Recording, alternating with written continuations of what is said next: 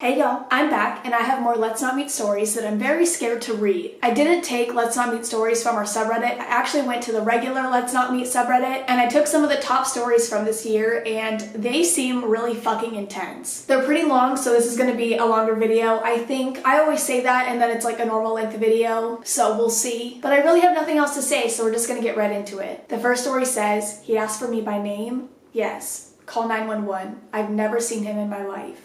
I was watching my daughter's kids while she and her husband were out of town. They have a teenage daughter, let's just say her name is Alyssa. At like 3 a.m., I'm woken up by a weird rustling sound and look out the window and see movement. I saw a boy emerge from the bushes on the side of the house. I saw a bike tossed on the lawn and that definitely wasn't ours. My first thought was it was a burglar casing houses, but since he looked young and came through on a bike, I figured scaring him straight would be enough for him to decide to head home. I didn't want to ruin a teenager's life by calling the cops straight away. So I went on the porch, flipped the lights on, and said, "Can I help you?" in my classroom voice. The guy looked surprised, but not nervous. He was wearing a Letterman-style jacket, but once I got a clear view of him in the streetlights, he seemed much older than my granddaughter, gruff, and more wiry than athletic. He walked up closer to the house and said, "Yeah, I'm looking for Alyssa." I gave him a disapproving glare, hoping he would realize he came for a girl late at night, and a grumpy old person answered, "It's time to split." I'm thinking what must have happened is Alyssa knew her parents were going out of town and maybe before she knew I'd be staying over, told a secret older boyfriend to come over. It was late and I was alone with several kids, so I didn't want him coming any closer to the house. I also thought it was weird he came so late and I wanted to be sure Alyssa actually wanted to talk to him. So I said, "I'm sorry, who?" And he said, "Alyssa. You know, Alyssa, last name. This is her house." I thought he knew her full name, they must at least be friends. I said, "You wait here." He started to walk up and I felt a sick burning in my gut. Instinct kicked in. I yelled, "No, stop, freeze." Then readjusted and said, "You stay right there. This is private property, do not take a step closer. Wait there." So I go in and Alyssa's asleep, just one room over from where the rustling first occurred, and I wake her up and say something to the effect of, "I don't know what the big idea was to have friends over this time of night, but you tell them to go home."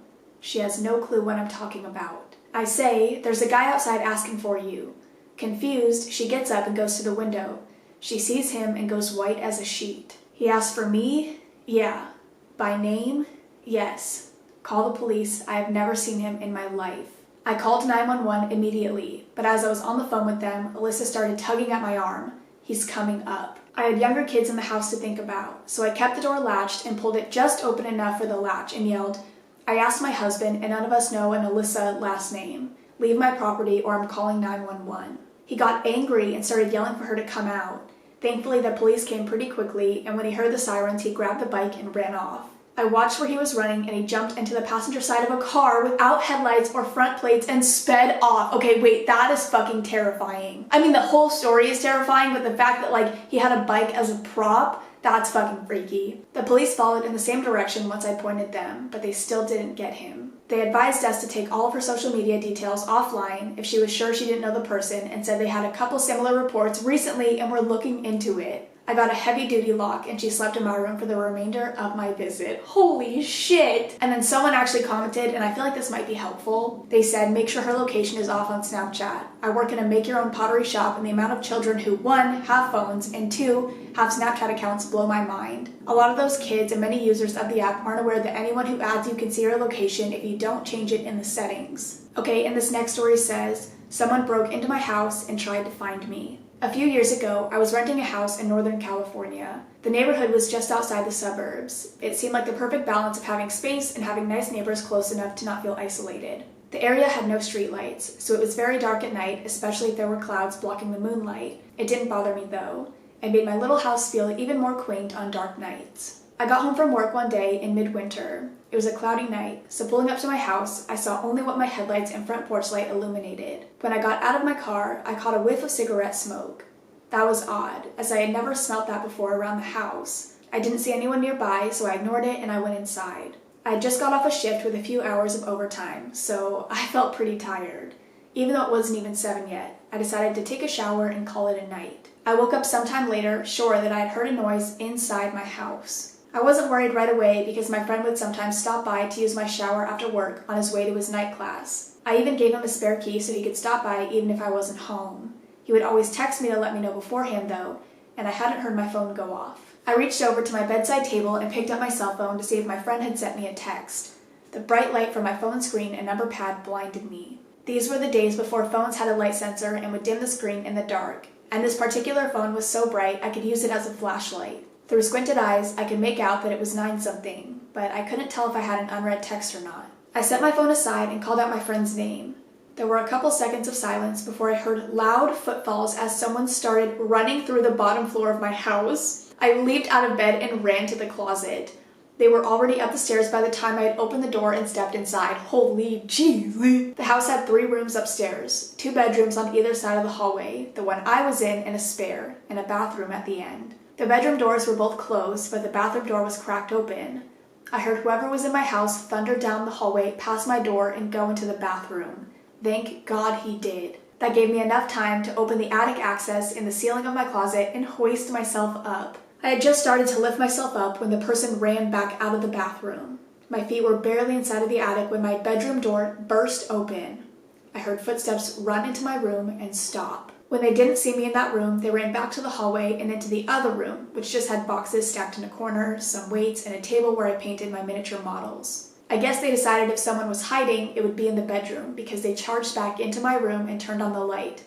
A moment later, the closet door was ripped open. Oh my God. Like, I physically can't imagine this happening. Like, I'm shaking right now. Like, this is terrifying. I was crouched in my attic just a foot or so away from the access, so I could try to stop them if they started to climb up. From my vantage point, all I could see was from about their knee down.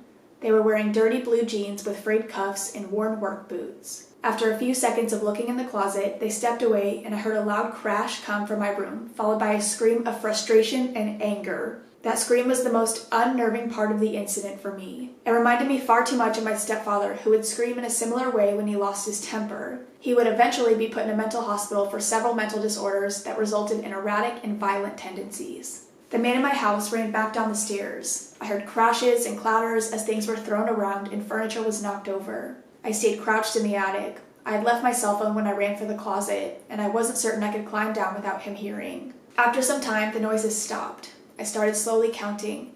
When I reached 1,000, I decided it was safe enough to climb down and call the police. The first thing I noticed when I exited the closet was the intruder had flipped my bed over, I assume in an attempt to find me. That was the loud noise I had heard after he stepped away from the closet.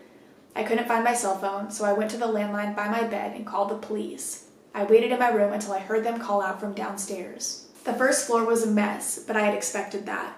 Chairs had been knocked over, the sofa had been flipped, all the books, pictures, and knickknacks I had on my shelves were strewn across the floor. The cupboards in the kitchen had been opened and all the boxed and canned foods had been thrown to the ground. As far as I could tell though, the only thing missing was a single knife out of the wooden block in my kitchen. The police checked the house from top to bottom. They found that the side door had been forced open by something like a crowbar. They had also found a few cigarette butts along my fence line, along with some foil and an empty pen tube, which the police said people often use to smoke meth. So they think he may have been watching my house for a while. I realized he must have been out there smoking a cigarette when I got home. They collected up the evidence and told me I should stay with friends or family that night and get the door fixed as soon as possible. I opted to just not sleep. I moved a shelf over to block the broken door and spent the next couple hours cleaning things up. I would not be able to stay in that house. Like, I don't know how you stayed there. I would often go to the window with a flashlight and shine it along the fence line where the police found the cigarette butts and foil, but I didn't see anything. The next day, I called to have the door fixed and motion lights installed at the back and sides of my house. I ran a phone cable up into the attic and added a landline.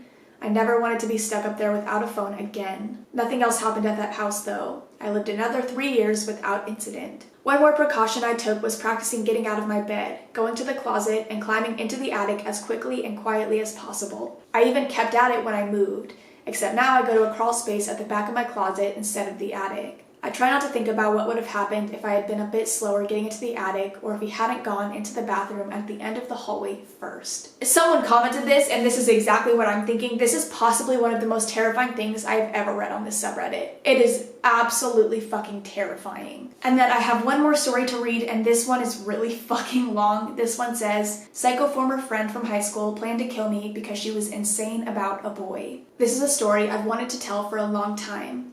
Yes, it is very long. It is as long as it needs to be to say what I need to say. I included a TLDR at the bottom. This took place between 1995 and 2002. Everyone has a bad friend or two.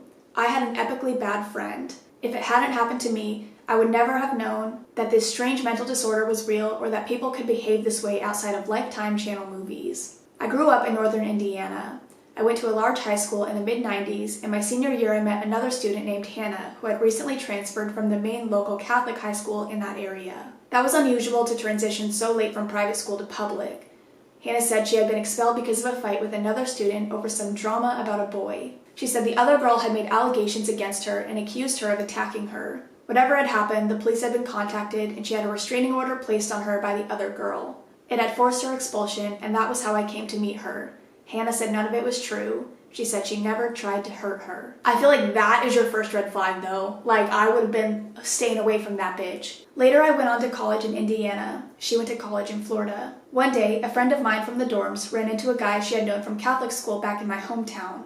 Once he left, she told me about this incident that happened to him, where these two girls were fighting over him about which one was his girlfriend. Neither of them were dating him, and yet both of these girls thought they were in a secret relationship with him. The whole thing had been very strange. Then she said one of the girls was named Hannah. The next summer, I was back in my hometown, and Hannah was also. I hung out with her casually. I told her what I heard about her. She said she would tell me what really happened. She had a crush on this boy, but she had seen him talk to another student named Julie, and she became jealous. She was convinced that this boy Mike wanted to be her boyfriend. She was sure Julie must have said something bad about her. Hannah said Julie was popular and pretty and a cheerleader, and she hated everything about her, so she decided she would try and see if she could push her to commit suicide. Hannah said it hadn't worked, but she had a nervous breakdown.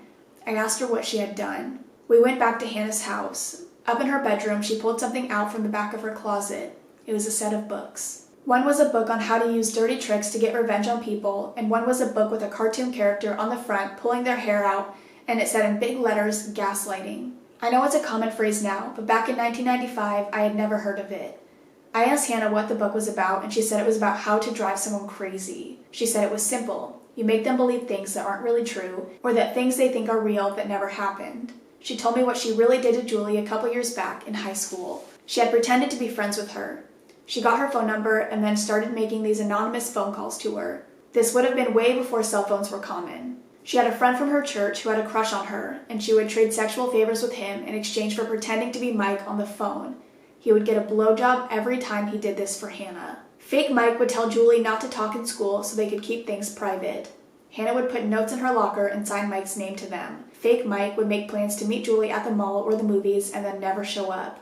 It sounds very stupid, but they would have been around 14 or 15-year-old girls when this happened. Hannah said she had done something really embarrassing, but that it had worked. She had a mixtape, and she would whisper nasty little phrases like, "You want to die," or "You should kill yourself" between songs, and had it playing in her bedroom when Julie was over. Obviously, she commented on it, and Hannah sat there with a straight face and said she didn't hear anything and had no idea what she was talking about. This is like really fucking scary. She had set it up with her brother earlier and asked him to help her play a prank on her friend. He came into her bedroom and said he couldn't hear anything, and turned around and told Julie she must be crazy and hearing things. Julie's parents decided to confront this boy and his family about his behavior towards their daughter. He had no idea what was going on. Because her parents had confronted the boy about something he was never doing, Julie had been publicly humiliated at her high school, and everyone was talking about how she was crazy. Hannah loved every bit of it, until Julie's parents got their phone bill and decided to give it a look. Mike had not been calling their house, but somebody had been. They had numerous anonymous phone calls. They checked it out and found out they were all coming from Hannah's home phone number. Julie confronted Hannah about it at school, and that was when something violent happened between the two of them in the stairwell. Julie said Hannah started screaming at her that Mike was her secret boyfriend. Hannah was very angry about that. She said Julie made that part up to try to get back at her and embarrass her for what she had done. She said Julie was exaggerating about what happened in the stairwell and it was an accident. She had never tried to push her over the railing. She had merely bumped into her. This bitch tried to kill her. Hannah wasn't embarrassed about it. She was proud of it. The only thing that upset her was that she had been caught. But she said most of the people at the Catholic school still thought Julie was crazy, so she considered it something of a victory. Hannah didn't have anything to say in her defense, just that she liked a boy and she would do anything to be with him. That summer, Hannah started dating a guy named Derek. Every time I saw her, she told me tales about their wild and crazy sex life and how much he was in love with her. Hannah said it was a secret affair and they were sneaking around behind his girlfriend's back. We once saw him at a party and he screamed at Hannah to stay away from him and leave his girl alone. Someone had been making strange anonymous phone calls to him and his girlfriend. He paid to have the number traced and found out it was Hannah. Hannah admitted she was trying to break them up because he was taking too long to do it himself, but that she had overplayed it and now he was angry and had broken things off with her. She was depressed after Derek, so I took her out to a bar. I don't know how you are still friends with this girl. I don't know how you put up with this shit. Hannah started flirting with this much older guy in his 40s who was sitting by himself. She had recently purchased a cell phone. This would have been in 96 or 97 when they were still kind of new and novel. The next thing I knew, she has this phone out and I thought she was giving the old guy her phone number. Instead, he asked her what she wanted him to say. She typed a phone number in, handed the guy her phone, and he made disgusting comments to whoever answered about how he was having sex with this guy's girlfriend and commenting on what a whore she was. He hung up and started laughing and handed the phone back to Hannah. Hannah gave him a $20 bill and said the girl was a bitch and deserved it for stealing her boyfriend. She was paying complete strangers to anonymously call people she hated on her cell phone and recite some prearranged script to spread rumors about them. I ran into a mutual friend later in the summer and mentioned that Derek had broken things off with Hannah. She gave me a very funny look and said that maybe there had never been any relationship to break off. A year later, we were both temporarily living with our parents and sort of adrift. Hannah had been kicked out of her dorm over an accusation made by another student and never completed her degree. She had started hanging out with some old friends from high school. One of those former high school friends was a young woman named Kelly, who Hannah had been pretty good friends with. Something had happened between the two of them because Hannah went on and on about how much she hated her. It had something to do with Kelly's new boyfriend, Dan. Hannah insisted she was using him in some bizarre plot to make another man jealous and was worried that she would hurt him because she had found out about an STD that she had. I drove by her house one night and there were 2 police cars out front. I went home and called her and she said she couldn't talk. I went over and saw her the next day. I thought their house had been robbed or something. No, the police had been there to talk to her about an incident that had been reported. Hannah was upset. She said that she had to tell the police that she had smoked weed and had gotten high because Kelly made an accusation against her. Hannah said it was an accident and a misunderstanding. Hannah swore she hadn't been trying to hurt her. The day after Hannah told me about how much she hated Kelly, apparently she had called her up and said she wanted to talk to her about something. She said another friend had shown up and the 3 of them had gone to some local overlook to smoke a joint. The other girl waited down below for the 2 of them to talk privately. Hannah had asked Kelly to look at something when she turned her back. Kelly said Hannah grabbed her and tried to push her off the ledge. They were about 100 feet up in the air, and she most likely would have been killed by the fall. Kelly said they fought back and forth. She regained her balance and took off screaming about what Hannah tried to do. I can't comprehend all of this shit. Hannah said it was all a misunderstanding. It was an accident. She had been trying to show her something, but she had lost her balance because she was high from the marijuana. She had grabbed Kelly to stabilize herself, not push her off the edge. She said Kelly had almost fallen off because she had hysterically overreacted.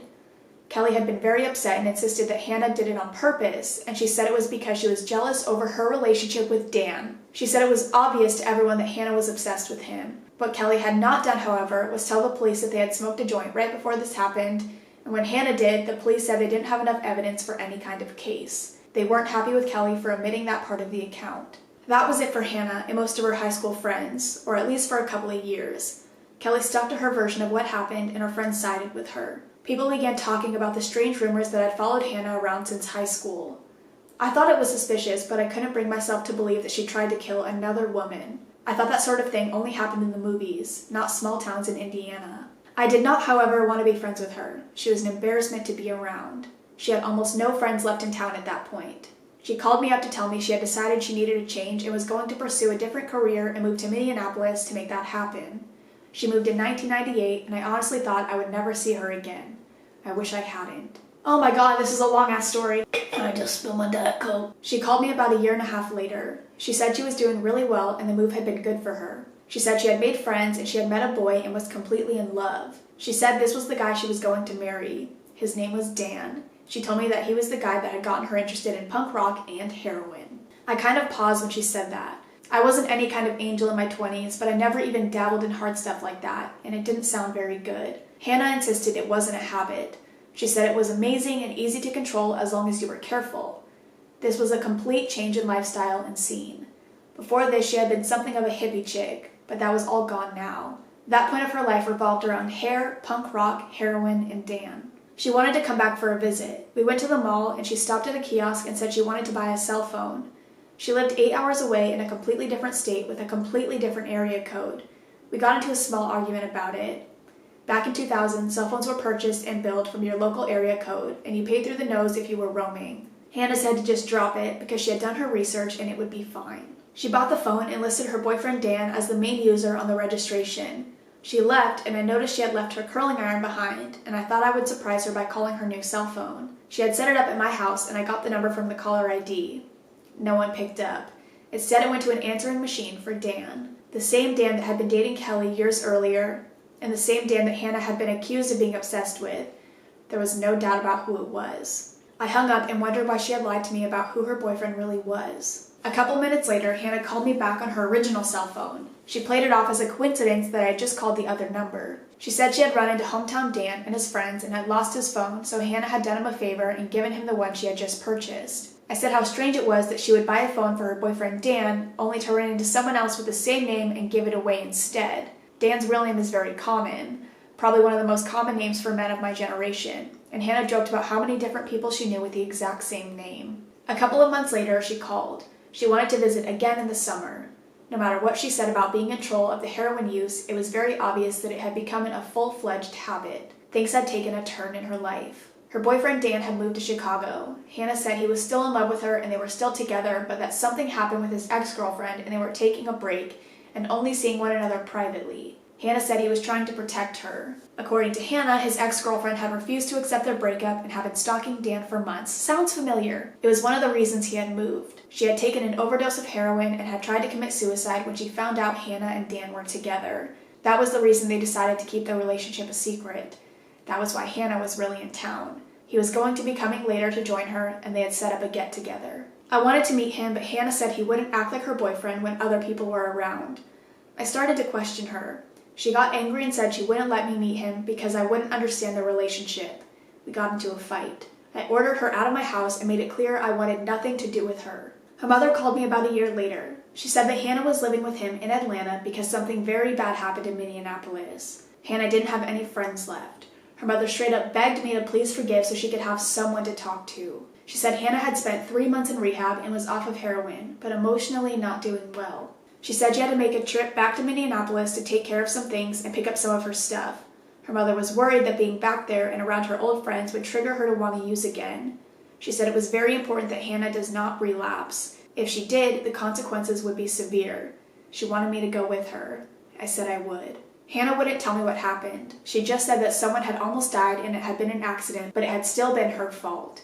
She drove into town to pick me up for our trip to Minneapolis, but said we had to stop somewhere first. We went to the old bar downtown that we used to hang out in when she had lived in town. She said she had to meet someone. Some young woman walked in and Hannah walked over to her and hugged her and started crying. She was apologizing all over the place and kept telling her she needs to realize it had been an accident. The woman said she forgave her, but that her life had been difficult since what happened, and she could not have anything to do with Hannah anymore and could no longer be friends with her. Hannah asked if she had ever spoken to her ex-boyfriend and had a chance to work things out with him. She said no. He was mad at her and refused to talk to her. Hannah said he had a new cell phone and she gave her the number just in case she changed her mind and wanted to get a hold of him. I was sitting there totally confused by what I had just witnessed. I was really uncomfortable with what I heard. I asked Hannah if the ex-boyfriend she was talking about was hometown Dan. She said no, someone else I had never met.